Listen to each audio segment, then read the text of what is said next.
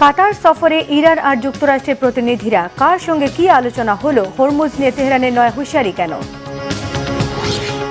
আবার উত্তেজনায় ফুটছে ভারত পাকিস্তান সম্পর্ক, হাত কেটে নেওয়ার হুমকি ইসলামাবাদের, নতুন সংঘাতের রাস্তা তৈরি হচ্ছে কি? ভেনেজুয়েলায় ধ্বংসস্তূপে ৩২ ঘন্টা আটকে থাকা মা ও শিশুকে জীবিত উদ্ধার, ক্ষোভে ফুঁসছেন কেন ভূমিকম্প দুর্গতরা? আসসালামু আলাইকুম, দেখছিলেন বাংলাভিশন ওয়ার্ল্ড নিউজ হেডলাইন। এবারে বিস্তারিত। যুদ্ধ থামাতে কাতারের দোহায় গিয়ে বৈঠকের বিষয়ে যুক্তরাষ্ট্র আর ইরান ভিন্ন মত দিলেও একদিনের ব্যবধানে পাল্টে গেছে দৃশ্যপট।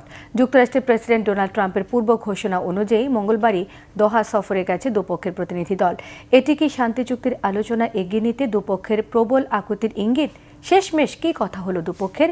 কূটনৈতিক এই তোড়জোড়ের মধ্যে হরমুজ প্রণালী নিয়ে আবার কেন হুমকি ধমকির রাস্তায় হাঁটছে তেহরান? সঞ্জিদা ইসলাম তন্নির ডেস্ক রিপোর্টে থাকছে পুরোটাই।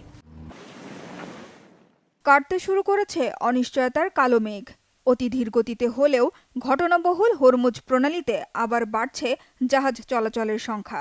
সমঝোতা স্মারক স্বাক্ষরের এক সপ্তাহ পার হওয়ার আগেই ইরান আর আমেরিকা পাল্টাপাল্টি হামলায় জড়িয়ে পড়ায় হরমুজ প্রণালী আবারও বন্ধের আশঙ্কা দেখা দিয়েছিল। তবে দুই পক্ষের সংঘর্ষ থামিয়ে আলোচনার টেবিলে ফেরার সিদ্ধান্তে আপাতত দূর হয়েছে হরমুজের নতুন করে অচলাবস্থা সৃষ্টির শঙ্কা। সোমবার গুরুত্বপূর্ণ জলপথ পাড়ি দিয়েছে কমপক্ষে 40টি বাণিজ্যিক জাহাজ। হরমুজে যান চলাচল স্বাভাবিক থাকলেও গুরুত্বপূর্ণ এই জলপথে অন্য কোনো দেশের সহযোগিতা বা হস্তক্ষেপ কিছুই সহ্য করতে নারাজ ইরান। আমেরিকা ও ইসরায়েলের বিরুদ্ধে যুদ্ধ চলাকালে নিরাপত্তার স্বার্থে হরমুজে মাইনের যে জাল বিছিয়েছিল ইরান, তা অপসারণ করতে এখন এগিয়ে আসার প্রস্তাব দিয়েছে ফ্রান্স সরকার, যা সরাসরি প্রত্যাখ্যান করেছে খামেনির দেশ।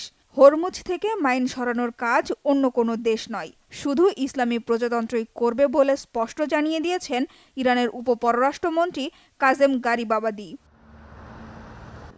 এদিকে পাল্টাপাল্টি হামলা বন্ধ করে শান্তি আলোচনা এগিয়ে নিতে কাতার সফরে গেছেন ইরান ও আমেরিকার প্রতিনিধি দল। তবে দুই দেশের প্রতিনিধিরা মুখ দেখাদেখি এড়িয়ে শান্তি আলোচনার পরবর্তী পদক্ষেপ নিয়ে মধ্যস্থতাকারী কাতারের সাথে আলাদা বৈঠক করবে। দুই পক্ষের সাথে আলাদা বৈঠকের বিষয়টি নিশ্চিত করেছে কাতারের পররাষ্ট্র মন্ত্রণালয়। মার্কিন দূত স্টিভ উইটকফ এবং জ্যারেড কুশনার দোহায় এসেছেন কাতারের কর্মকর্তাদের সাথে দেখা করতে।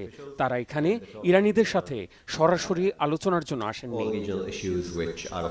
শান্তি আলোচনায় আগ্রহী ইরানের প্রতিনিধি দল কাতার সফরে গেলেও চলমান সমঝোতা চুক্তি টিকবে কিনা তা যুক্তরাষ্ট্রের ওপর নির্ভর করছে বলে মন্তব্য করেছেন ইরানের প্রেসিডেন্ট মাসুদ পেজেশকিয়ান। তিনি জানিয়েছেন, যুক্তরাষ্ট্র সমঝোতা স্মারক মেনে চললেই কেবল ইরানও তা মানবে, আর যুদ্ধবিরতি ভেস্তে দিতে নয়া অপচেষ্টার কড়া জবাব দেওয়া হবে বলে সতর্ক করেছেন ইরানের ভারপ্রাপ্ত প্রতিরক্ষা মন্ত্রী ব্রিগেডিয়ার জেনারেল মজিদ ইবনে রেজা।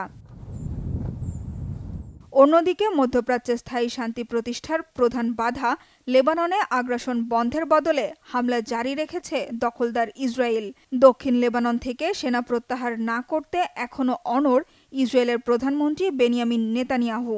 তার দাবি, লেবানন সরকারের সাথে ইসরায়েলের নতুন চুক্তি সেখানে সেনাবহর রাখার অনুমতি দেয়, যে চুক্তিকে সার্বভৌমত্বের আত্মসমর্পণ বলছে ইরান সমর্থিত গোষ্ঠী হিজবুল্লাহ। সঞ্জিদা ইসলাম তন্নি, বাংলাভিশন নিউজ ডেস্ক। এদিকে ইরানের সর্বোচ্চ ধর্মীয় নেতা আয়াতুল্লাহ আলী খামেনির জানাজায় ব্যাপক জনসমাগমের ব্যবস্থাপনা এগিয়ে নিচ্ছে তেহরান। জানাজায় অংশ নেবেন বাংলাদেশের জাতীয় সংসদের স্পিকার হাফিজউদ্দিন আহমদ।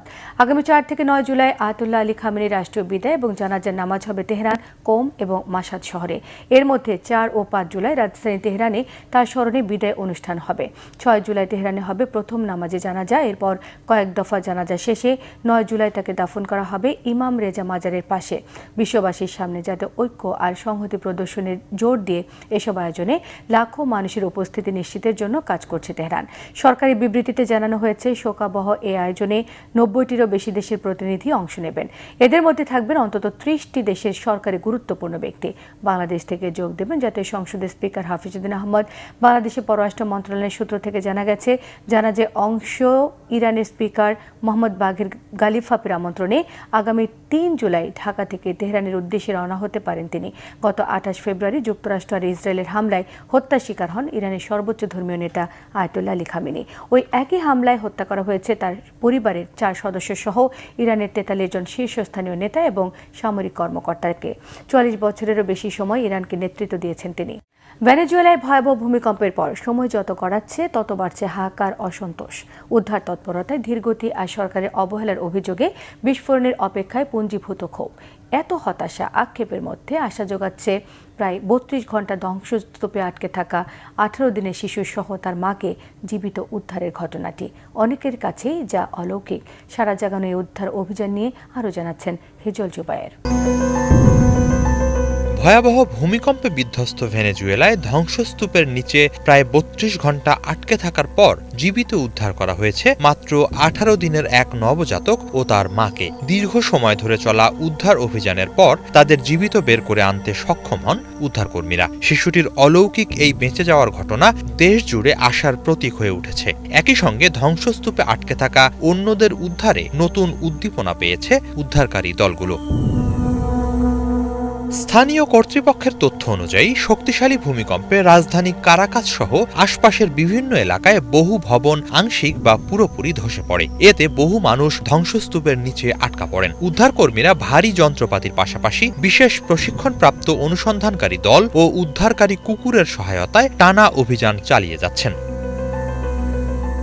উদ্ধারকারীরা জানান, ধসে পড়া একটি আবাসিক ভবনের নিচে জীবিত মানুষের উপস্থিতির সংকেত পাওয়ার পর অত্যন্ত সতর্কতার সঙ্গে ধ্বংসস্তূপ সরানোর কাজ শুরু হয়। প্রায় 32 ঘন্টার চেষ্টার পর প্রথমে শিশুটিকে এবং পরে তার মাকে নিরাপদে বের করে আনা হয়। উদ্ধারস্থলে উপস্থিত চিকিৎসকেরা তাৎক্ষণিকভাবে তাদের স্বাস্থ্য পরীক্ষা করেন এবং উন্নত চিকিৎসার জন্য হাসপাতালে পাঠান। চিকিৎসকরা জানান, দীর্ঘ সময় আটকে থাকলেও মা ও শিশুর অবস্থা স্থিতিশীল। এই নবজাতক ও তার মাকে উদ্ধারের সময় প্রত্যক্ষদর্শীদের অনেকেই আবেগ আপ্লুত হয়ে পড়েন। উদ্ধারকর্মীরা শিশুটিকে ধ্বংসস্তূপের ভেতর থেকে বের করে আনতেই সেখানে করতালি ও উল্লাসে ফেটে পড়েন স্থানীয় বাসিন্দারা। সামাজিক যোগাযোগ মাধ্যমেও উদ্ধার অভিযানের ভিডিও দ্রুত ছড়িয়ে পড়ে এবং হাজারো মানুষ এটিকে অলৌকিক হিসেবে উল্লেখ করেন।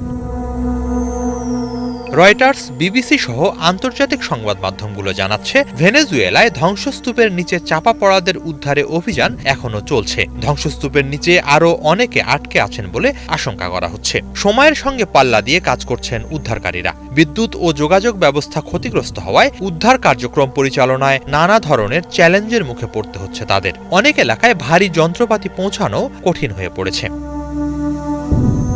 ভেনেজুয়েলা সরকার ক্ষতিগ্রস্ত এলাকাগুলোতে জরুরি অবস্থা জারি করেছে। সেনাবাহিনী, দমকল বাহিনী, চিকিৎসক দল ও স্বেচ্ছাসেবকদের সমন্বয়ে উদ্ধার ও ত্রাণ কার্যক্রম পরিচালনা করা হচ্ছে। ক্ষতিগ্রস্ত পরিবারগুলোর জন্য অস্থায়ী আশ্রয়কেন্দ্র খোলা হয়েছে এবং খাদ্য, বিশুদ্ধ পানি ও চিকিৎসা সেবা পৌঁছে দেওয়ার চেষ্টা চলছে।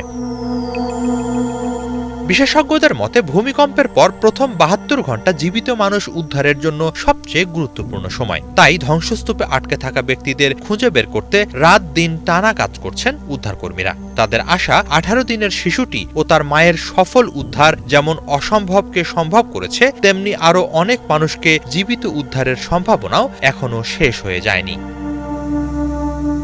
হিজল জুবায়ের, বাংলা ভিশন।